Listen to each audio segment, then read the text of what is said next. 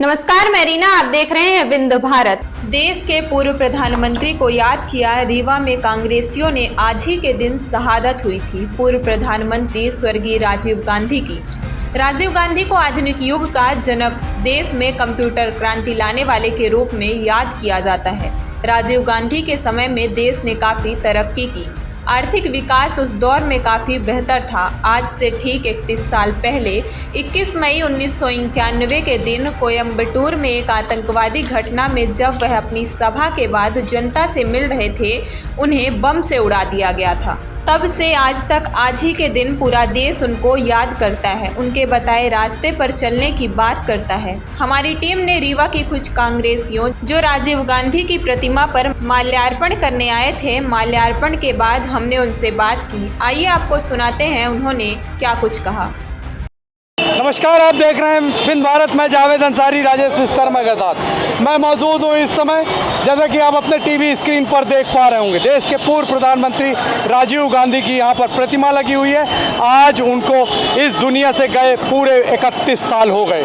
जी हाँ, राजीव गांधी 20/8/1944 को पैदा हुए थे और 21/5/1991 को इस दुनिया से छोड़कर चले गए थे। एक दुर्भाग्यपूर्ण घटना उनके साथ हुई थी। यहाँ पर कुछ कांग्रेसी हमारे साथ हैं, मैं इनसे बात करूँगा। आज किस तरीके से याद किया आपने प्रधान? आज पुण्यतिथि है हमारे लोकप्रिय स्वर्गीय राजीव जी की। हम लोगों ने उनको आज राजनीतिक इलेक्ट्रॉनिक के जनक के रूप में हम लोगों ने याद किया। आज राजीव जी होते जो आज हिंदू मुसलमान का भाईचारा का ये जो चल रहा भाजपा कर रही है, राजीव जी होते उनके कार्यकाल में ऐसा नहीं हुआ और होते न होता। सबसे बड़ी बात है, इलेक्ट्रॉनिक युग के रूप में उनको याद किया।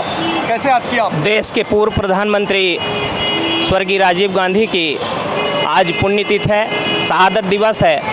मेरा ये मानना है कि अगर स्वर्गीय राजीव गांधी जी आज होते तो देश के जो ताज़ा हालात हैं, हिंदू मुस्लिम भाईचारा का ताना बाना छिन्न भिन्न नहीं होता और जो लाउड स्पीकर की राजनीति करने वाले लोग हैं, आज उनकी जो मंशा है वो पूरी नहीं होती। यही हमारा मानना है। बताइए। आज राजीव जी की हम लोग पुण्यतिथि मना रहे हैं। अगर राजीव जी होते तो आज इस देश में बेरोजगारों की, महंगाई की, अस्पताल की, शिक्षा की, कंप्यूटर की, आधुनिक युग की बात होती।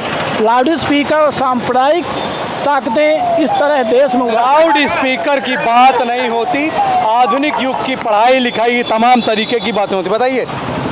आज भारत रत्न पूर्व प्रधानमंत्री स्वर्गीय राजीव जी की पुण्यतिथि है। हम सब गौरवान्वित इस बात के लिए हैं कि युवाओं को इस देश में पहली बार 18 वर्ष की आयु में मताधिकार का अधिकार राजीव जी ने दिया। राजीव जी 40 वर्ष पूर्व देश में संचार क्रांति लाई थी और यही वजह है कि आज हमारा भारत डिजिटल इंडिया की ओर बढ़ रहा है। डिजिटल इंडिया की ओर हमारा भारत बढ़ गया, राजीव जी की ही देन है। बताइए। जैसा भैया ने कहा, हम पूरा सहमत हैं। राजीव जी ने एक सुई से लेके हवाई जहाज़ तक का निर्माण किया। आज जिस आधुनिकता में हम लोग जी रहे हैं, सब राजीव गांधी जी की, स्वर्गीय राजीव गांधी जी की देन है। संचार प्रणाली के जनक, या यूं कहा जाए जो नई क्रांति हुई, जिसको लेकर इलेक्ट्रॉनिक के क्षेत्र में आज हम यहाँ पर मौजूद हैं, ये राजीव गांधी कंप्यूटर लेकर आए थे। तमाम साथ ही इन लोगों का साफ तौर पे कहना था हमें लाउड स्पीकर की राजनीति चाहिए। आज युवाओं को रोजगार चाहिए। अगर राजीव जी होते तो देश में कोई ये दिन देखना ना पड़ता। आज आर्थिक तरक्की के रास्ते पर ये देश बढ़ चुका होता। आज हम उनको याद कर रहे हैं, बड़े दुखी मन से याद कर रहे हैं। अब अपने मेज़बान जावेद अंसारी को दीजिए इजाज़त। देखते रहिए विंद भारत।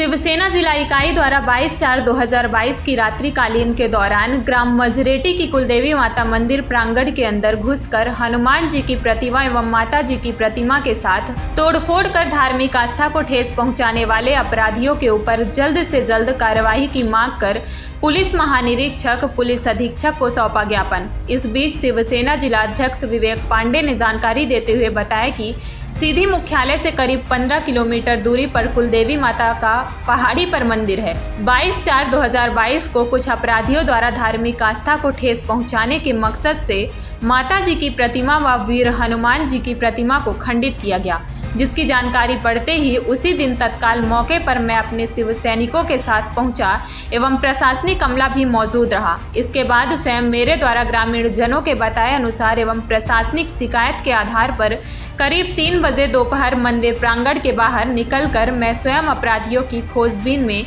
लग गया, जहां पहला अपराधी संगठन के शिव सैनिक संजीव मिश्रा जी द्वारा जियाउल हक को पकड़कर पुलिस के हत्थे सौंपा गया। दूसरा अपराधी उसी दिन करीब शाम 4:30 बजे के करीब से शेरा खान नामक अपराधी जो पकड़ा और जिला पुलिस अधीक्षक महोदय से फ़ोन पर बात करते हुए पुलिस के हाथों सौंपा। इसके बाद प्रशासन ने कड़ी कार्रवाई करते हुए 3 से 4 अपराधियों को पकड़ा, जिसके बाद कुछ नामजद अपराधियों का नाम अंकित कराया गया। वहीं मामले को लेकर स्थानीय हिंदू समाज के परिवारजनों के अंदर काफ़ी आक्रोश है, जिसको लेकर संगठन भी काफ़ी आहत है। अभी तक अपराधियों के ऊपर कड़ा शिकंजा नहीं कसा जा रहा। श्री पांडे ने कहा, पुलिस अधीक्षक महोदय जी द्वारा हनुमान जी की नई प्रतिमा दूसरे ही दिन स्थापित करा कर नेक कार्य किया, लेकिन समाधान यह नहीं है। समाधान तब होगा जब ऐसे अपराधियों के ऊपर कड़ी कार्रवाई की जा सके। दोबारा कोई भी अपराधी ऐसा अपराध न करे जिससे किसी भी धार्मिक आस्था को ठेस पहुंचे। आज ग्रामीण जनों के साथ शिवसेना जिला एसपी कार्यालय पहुंचकर पुलिस महानिरीक्षक के नाम पुलिस अधीक्षक के हाथों ज्ञापन सौंपा गया। जल्द से जल्द अपराधियों के ऊपर कार्रवाई की मांग की गई, जिससे शांति व्यवस्था बनी रहे। इस बीच प्रमुख रूप से शिवसेना जिला अध्यक्ष विवेक पांडे, जिला उपाध्यक्ष संत कुमार केवट, जिला संपर्क प्रमुख राम सजीवन जायसवाल, कोषाध्यक्ष विवेक मिश्रा, सरपंच नंदलाल कोरी, कई शिव सैनिक एवं ग्रामीण मौजूद रहे। सीधी से ब्रजेश पांडे की यह रिपोर्ट।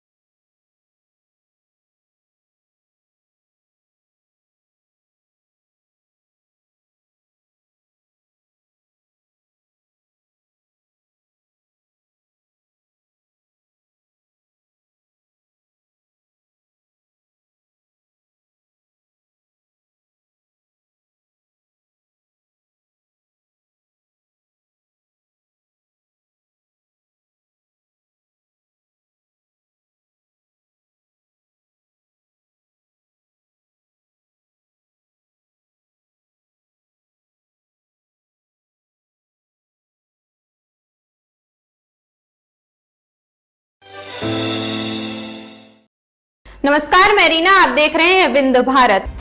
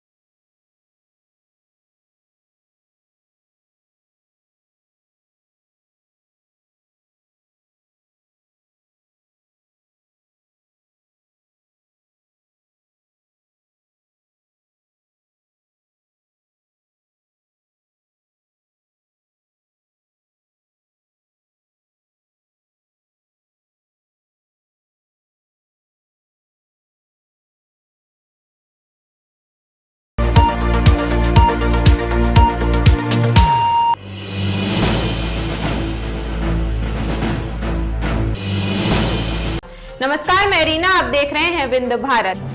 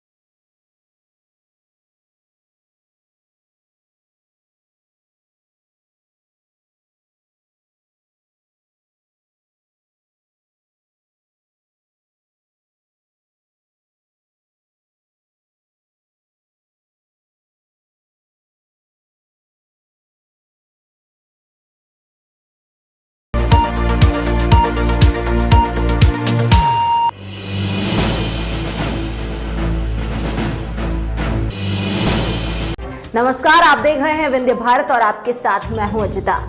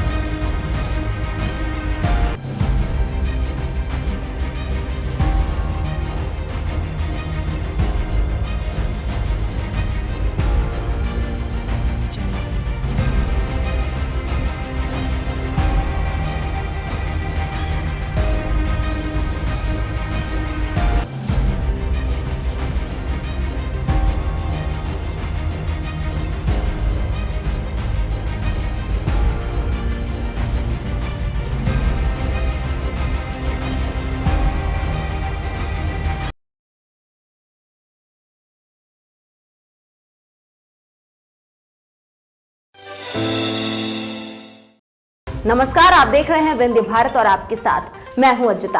संसद का बजट सत्र गुरुवार को समाप्त हो गया। इस मौके पर प्रधानमंत्री नरेंद्र मोदी ने कांग्रेस की अंतरिम अध्यक्ष सोनिया गांधी सहित विपक्ष के कई नेताओं से मुलाकात की। पीएम मोदी के विपक्ष के नेताओं से मुलाकात के दौरान रक्षा मंत्री राजनाथ सिंह और लोकसभा स्पीकर ओम बिरला भी मौजूद रहे। जिन नेताओं से पीएम ने मुलाकात की उनमें कांग्रेस अध्यक्ष सोनिया गांधी के अलावा सपा संस्थापक मुलायम सिंह, टीआर बालू, फारूक अब्दुल्ला, अधीर रंजन चौधरी आदि शामिल रहे। आपको बता दें कि संसद के बजट सत्र के लिए लोकसभा की कार्यवाही गुरुवार को अनिश्चितकाल के लिए स्थगित कर दी गई। इस तस्वीर को लोकसभा स्पीकर ने शेयर करते हुए लिखा, लोकसभा की कार्यवाही अनिश्चितकाल के लिए स्थगित होने के बाद सभी दलों के नेताओं से आग्रह किया कि सदन की गरिमा को बढ़ाने और चर्चा संवाद के स्तर को और ऊंचा उठाने के लिए सामूहिक प्रयासों की आवश्यकता है। आशा है सभी दल इसमें सक्रिय सहयोग देंगे। सदन का यह बजट सत्र बैठक 8 अप्रैल तक चलना था, लेकिन गुरुवार को लोकसभा की कार्यवाही अनिश्चितकाल के लिए स्थगित कर दी गई।